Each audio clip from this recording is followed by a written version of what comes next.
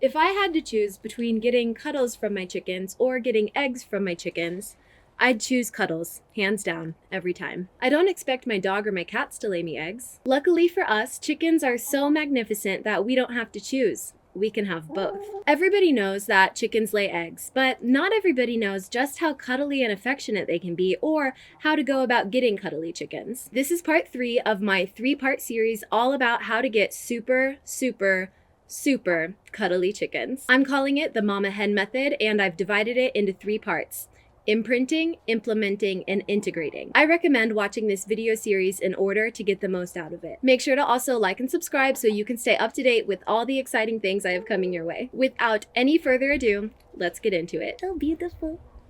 You're my beautiful piece. I filmed this process with this batch of babies, but this is how I would approach going about getting cuddly chickens even if I was starting from adults, because it's essentially building trust, implementing structure, and integrating them into the environment and the other chickens around them. Integrating isn't a black and white process. It takes time and attentive care, and the more hands-on you are with that process, the more cuddly your chickens will continue to be as they integrate into their new environment. Within the first 2 steps, you've actually already started the integration process. Now we're just refining this step more so you're aware of what's happening. This isn't about making chickens cuddle. It's about building a relationship and supporting your chickens in a way that brings out those naturally cuddly qualities in them. Think about it. Who are you most cuddly to? People who greet you with open arms, help you along the way in this wild world, and give you the care you need to thrive? Or people who don't listen to you, dismiss who you are, and lack the capacity to celebrate you? When you think about it like that, this method becomes clear. It's a real bond, and the result just happens to be cuddles. Integration is an essential part of a mama hen's duty. Therefore, it's an essential part of the Momma Hen Method. She doesn't do it how we're told to do it when our chickens are ready to move to the coop. Let's crack that open. First of all, a mother hen doesn't raise her chicks indoors in a secluded area away from all the other chickens in the environment around them. She's integrating them into all of that as they grow. She keeps them warm, aids them in finding food and water, and protects them from predators and potentially aggressive flock members. They go on regular outings that become longer and longer with more freedom as they grow. During this time, the chicks are getting to know their surroundings, the sounds around them, their future flock members, predators, alerts to predators, and the lay of the land. They're also practicing skills like foraging, climbing, jumping, running, balancing, and dust baiting. Yes, those things come naturally to a chick, but getting to know themselves in their bodies as they grow like that strengthens their agility and confidence. By the time they're old enough and ready to fend for themselves around 6 to 10 weeks old, there's no real huge shift that happens in their lives. Just a natural progression towards more independence and finding their place in the pecking order within the grown flock. So why do chicks so commonly only see the walls of their brooder until they're ready to move outside, only to sometimes be let out for brief occasions, given a very short amount of time with some sort of barrier between them and the established flock, all while being in a totally new environment, expected to acclimate with no negative behavioral or emotional repercussions? Put yourself in their feathers for just a moment and imagine the remarkable difference between those 2 experiences. So let's scramble up how we approach this integration phase and learn from the mother hen herself. Start teaching them the lay of the land as they grow. Begin with little outings, weather and safety permitted, and always supervised. Expand them, show them around the cool places and spaces. Let them lay in the sun. Let them catch bugs and hear the sounds around them. Let them see the sunrises and sunsets, which is for more than just poetic prose. Chickens actually use the sun's location as a solar compass to navigate their surroundings based on the time of day, but that's a topic for another time. This approach is taken day by day as they grow. It's not black and white, it's not set in stone. You have to gauge where they're at, what they're ready for, how strong they are, and what they still need protection from. Now you're starting to become a real mother hen. I started taking my babies on supervised outings as often as I could so they could begin exploring. It's one of my favorite parts about raising baby chicks. Please note that being hands-on with them like this while they grow and taking them on regular outings to help them integrate does not take the place of setting up a proper brooder or baseline guidelines set in place, like how old they need to be before living outdoors, weather conditions, temperature needs, and predator protection. My chicks were always in their brooder when they were not with me supervised, and I always monitored to make sure they were safe and warm. I started introducing them to my grown flock after just the first few outings, first keeping the babies close to me and starting with extreme protective awareness and serving as a barrier between my chicks and my adults.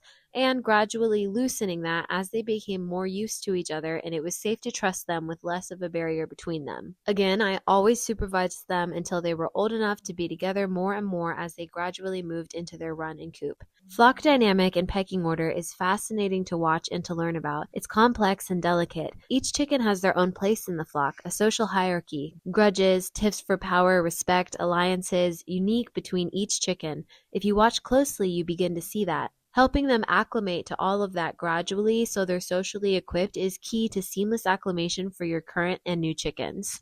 Make sure that if you do this to practice extreme caution because it could be very dangerous or even deadly for young chicks being around full-grown chickens if not done mindfully. And make sure to follow proper biosecurity guidelines for introducing new chickens to your flock and do practice a period of quarantine to prevent the spread of disease amongst your new flock members and your current ones. Practicing this method also assumes you've developed a deep bond and understanding with your current flock members. You know how to read their cues and you're a step ahead of any aggressive action that they can take. You can tell when they're being pushed too far out of their comfort zone and you have a real ability to communicate with them and move them around. I would not recommend loosening the boundary of integration this quickly if you don't have a close connection to your current flock. A mama hen likely knows her flock mates as well as she knows the colors of the flowers on her morning walk. And yes, chickens can see in even more colors than we can. Being in tune with all of this as it unfolds not only creates a harmonious flock and in turn creates less chance of injury or severe bullying that you have to respond and adjust to later, and that is often blamed on the chickens, not the unnatural environment they're put in. You'll be able to sense things within the flock dynamics that you might otherwise very well be blind to. Now we're really starting to learn something profoundly beyond the surface of what people think of as chicken keeping. We're stepping into their world and allowing them to teach us. If you've followed along in the Momma Hen Method in hopes of experiencing chicken cuddles, you've already built a strong foundation of trust, understanding, and communication well outside the brooder. The more in tune you are with your chickens and your flock, the more you'll be able to understand them and support them, and the more cuddly they'll naturally be to you. Right when my chicks were ready to integrate with my established flock, I was making the move from California to Texas and rebuilding my entire chicken setup. So once I got here, not only was I integrating my new chickens to the environment, I was also integrating my established flock. So with all of that in the mix, I had to be extra attentive to their cues and what they needed. If you want to see more of my rebuilding process, make sure to subscribe because I'm going to give a tour of my new setup as well as a video showing the entire process from breaking down my last setup, repurposing all the lumber, and then rebuilding my new setup. It was quite a doozy. The most important part of this Momma Hen method is that your heart is in it. With a willing and open heart, you'll be able to navigate all the changes and needs that come your way. Call on the mother hen within you and set the intention to have a real lifelong bond with your chickens. The reason that this third step, integration, is part of the process is because this is about creating a lasting connection. They're only babies for such a short amount of time, but they'll be your big babies as long as you see them that way. If you're an important part of their lives, even as they outgrow the nest and move into more independence, they'll always see you as a home base of safety, love, protection, and warmth. If you pour your heart into them, they pour it right back. When it comes time to move them to the coop, just like a human child that turns 18 and moves off to college, you don't just stop all contact with them. You continue to check in on them and you remain an active part of their lives. If you didn't ever check in on your human child after they moved out of the house, your relationship would probably suffer and you would grow distant. It's the same for chickens. You have to keep in touch with them, even if they seem perfectly fine without you. Respect their independence and space, but show up regularly to bring those treats and cuddles that only a mama hen can bring. Continue to get to know them. Watch them learn about life, grow into their full personality, gain skills, communicate, make friends, form partnerships, pick their favorite spots, routines, habits, foods. The journey doesn't stop. It just goes deeper and deeper and deeper. And it's very, very important to tell them that you love them. Tell them they're incredible and beautiful and unique and irreplaceable. They can feel it. If you want cuddly chickens like I have, I'm telling you, that is hands down part of my process. Be a consistent source of joy and love for them, and they will be a consistent source of joy and love for you. Last but certainly not least, enjoy the process as much as the result. Thanks so much for watching. If you haven't seen the first two parts of this series yet, make sure to loop back and catch those. Like if you liked it, share it with a friend, and subscribe to stay up to date with everything else I have coming your way and to be a part of this community. I'm Madeline, this is Earthlings Uncaged, and I'm passionate about keeping animals safe and happy.